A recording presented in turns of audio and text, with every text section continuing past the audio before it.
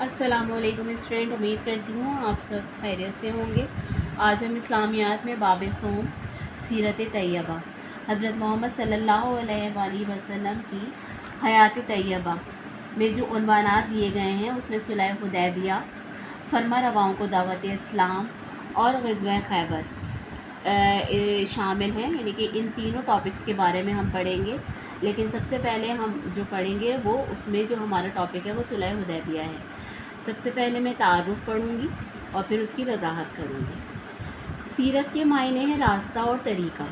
सीरत तैयबा से मुराद ये है कि हमारे प्यारे नबी हज़रत मोहम्मद सल्लल्लाहु अलैहि वसल्लम की पूरी ज़िंदगी के तौर तरीक़े जो आप सल्लल्लाहु अलैहि वसल्लम ने अख्तियार फरमाए, उनका ताल्लुक़ चाहे इबादत से हो या मामलात, मुआशरत व इखलाकियात से, वो आप सल्लल्लाहु अलैहि वसल्लम की इनफरादी ज़िंदगी से ताल्लुक़ रखते हों या इज्तिमाई से, उनका ताल्लुक़ आप सल्लल्लाहु अलैहि वसल्लम की सियासियात से हो या हुक्मरानी से, आप सल्लल्लाहु अलैहि वसल्लम की तमाम ज़िंदगी न सिर्फ मुसलमानों के लिए बल्कि तमाम इंसानों के लिए मशाल राह है।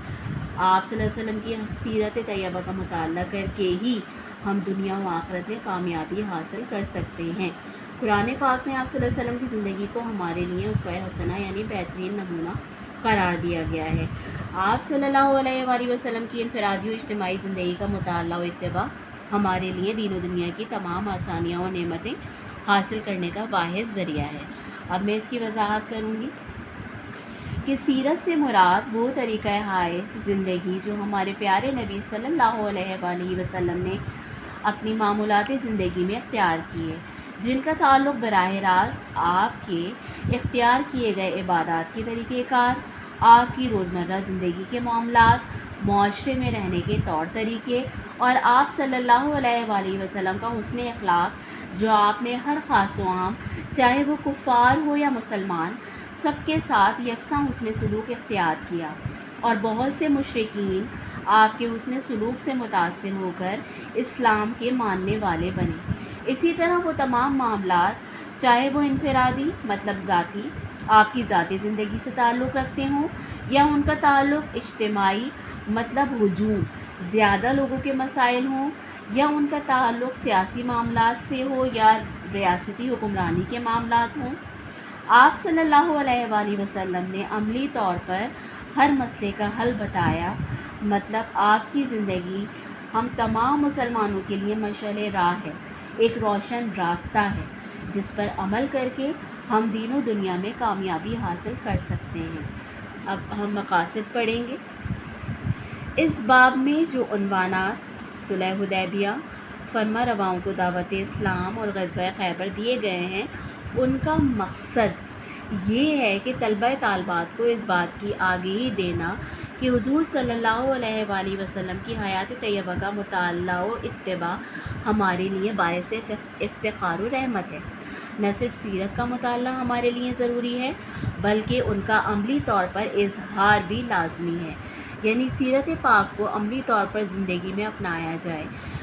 उन्हें सुलह हुदैबिया और बैत रिज़वान से आगाह करके इस बात की ताकीद व तलकीन करना कि फ़रीक़ मुखालिफ से मुआहदा करते वक्त किन बातों का ख्याल रखा जाए। नीज़ दावत इस्लाम के सिलसिले में उस वक्त के हुक्मरानों को जो खतूत आप सल्लल्लाहु अलैहि वसल्लम ने लिखवा कर रवाना किए, उनका मुताला करना और इसके नतीजे में इस वक्त होने वाली तब्दीलियों से उन्हें आगाह करना है। इसी तरह बच्चों को ग़ज़वा खैबर के इसबाब, इसमें होने वाले वाक़यात और उसके नताइज से भी आगाह करना है। मकसद मकासद की जमा है। बाब सोम में हम सुलह हुदैबिया, फरमा रवाओं को दावत इस्लाम और ग़ज़वा खैबर के बारे में पढ़ेंगे। इन इस्लामी जंगों से आगाही का मकसद हुज़ूर अकरम सल्लल्लाहु अलैहि वसल्लम की ज़िंदगी के बारे में जानना हमारे लिए ज़रूरी है और उनके बताए हुए सुनहरी उसूलों पर चलते हुए अपनी ज़िंदगी को उन्हीं के बताए हुए तरीक़ों पर चलाना ही हमारी ज़िंदगी का मकसद होना चाहिए। सुलह हुदैबिया और बैत रिज़वान हमारी इस मामले में रहनुमाई करती है कि हमें फ़रीक़ मुखालिफ यानी इस्लाम के ना मानने वालों के साथ मुआहिदा करते वक्त किन किन बातों का ख्याल रखना चाहिए। अब हम सुलह हुदैबिया की तफसीलात पढ़ेंगे। सुलह हुदैबिया पस मंज़र پس منظر سے مراد وہ حالات و واقعات یا وہ کون سے پہلو تھے جس کی وجہ سے صلح حدیبیہ کا معاہدہ طے پایا۔ میں پڑھ رہی ہوں، اس کے بعد پھر میں وضاحت کروں گی۔ حضور صلی اللہ علیہ وآلہ وسلم مکہ مکرمہ سے ہجرت فرما کر مدینہ منورہ میں رہائش اختیار فرمانے کے بعد وہاں اسلام کی دعوت و تبلیغ کا عظیم فریضہ سر انجام دینے لگے۔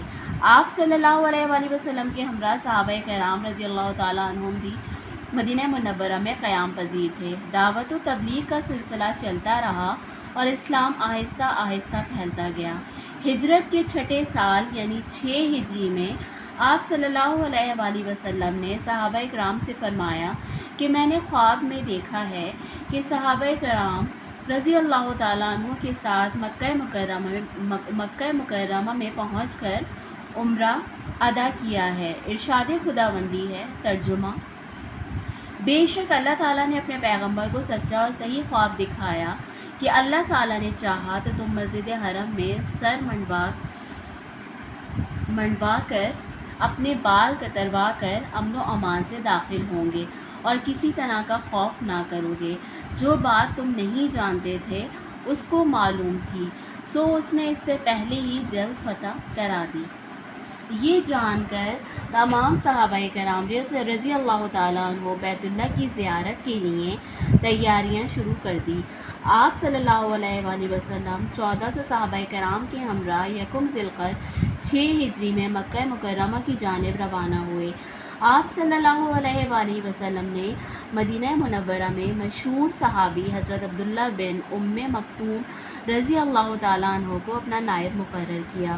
چونکہ نبی کریم صلی اللہ علیہ وآلہ وسلم اور صحابہ کرام صرف عمرے کی غرض سے مکہ مکرمہ جا رہے تھے، اس لیے ان کے پاس جنگی ساز و سامان نہیں تھا۔ تلواریں ساتھ تھیں اور وہ بھی میان کے اندر۔ اس سفر میں ام المومنین حضرت ام سلمہ رضی اللہ تعالیٰ عنہا بھی نبی کریم صلی اللہ علیہ وآلہ وسلم کے ساتھ تھیں۔ مدینے سے تقریباً 12 کلومیٹر کے فاصلے پر ایک مقام آتا ہے جسے ذوالحلیفہ کہتے ہیں۔ اس جگہ پر آپ صلی اللہ علیہ وآلہ وسلم اور صحابہ کرام نے عمرے کے لیے نیت کر کے احرام باندھا۔ حضور صلی اللہ علیہ وآلہ وسلم نے ایک صحابی حضرت بصر بن سفیان رضی اللہ تعالیٰ عنہ کو اہل مکہ کے حالات معلوم کرنے کے لیے بھیجا۔ نبی کریم صلی اللہ علیہ وآلہ وسلم جب سفر کرتے ہوئے مکہ مکرمہ اور مدینہ منورہ کے درمیان اسوان کے مقام پر پہنچے تو حضرت بصر بن سفیان نے اطلاع دی کہ قریشی مکہ اپنے سرداروں کے ساتھ مکے کے باہر جمع ہو رہے ہیں اور وہ آپ صلی اللہ علیہ وآلہ وسلم اور صحابہ کرام کو ہرگز عمرہ ادا کرنے نہیں دیں گے، اور اس کے لیے اگر جنگ کرنی پڑی تو وہ اس کے لیے بھی تیار ہیں۔ اس نئی صورتحال پیش آنے کے بعد حضور صلی اللہ علیہ وآلہ وسلم نے صحابہ کرام سے مشورہ کیا۔ انہوں نے رائے دی کہ سفر جاری رکھا جائے۔ چنانچہ حضور اکرم صلی اللہ علیہ وآلہ وسلم اور صحابہ کرام نے اپنا سفر جاری رکھا۔ قریشی مکہ کی طرف سے آپ صلی اللہ علیہ وسلم کا راستہ روکنے کی بھی کوشش کی گئی، لیکن آپ صلی اللہ علیہ وآلہ وسلم معروف راستہ چھوڑ کر پہاڑوں اور گھاٹ مطلب دریا یا تالاب پر اترنے کا مقام، گھاٹیوں سے یہ مراد ہے، یعنی کہ دریا اور تالاب کو پار کرتے ہوئے ان ایسے مشکلات سے گزرتے ہوئے حدیبیہ کے مقام پر پہنچے۔ حدیبیہ مکہ مکرمہ سے تقریباً 10 میل کے فاصلے پر ہے۔ اب میں اس کی وضاحت کروں گی، میں ایک کہانی کی طرح پڑھوں گی اور تاکہ آپ کو بہت اچھی سے میری بات سمجھ میں آ جائے، کیونکہ جب ہم کسی بھی واقعے کو اسٹوری کی طرح پڑھتے ہیں تو بہت اچھے سے باتیں ہماری اچھے سے سمجھ میں آ جاتی ہیں۔ پس منظر پڑھوں گی پہلے میں کہ وہ کون سے حالات و واقعات تھے، وہ کون سے پہلو تھے جس کی وجہ سے صلح حدیبیہ کا معاہدہ طے پایا۔ میں اس کی ایکسپلینیشن دینے جا رہی ہوں، بیٹا بہت آپ نے دھیان سے سننا ہے۔ مکہ ہمارے پیارے نبی صلی اللہ علیہ وآلہ وسلم کا وطن تھا۔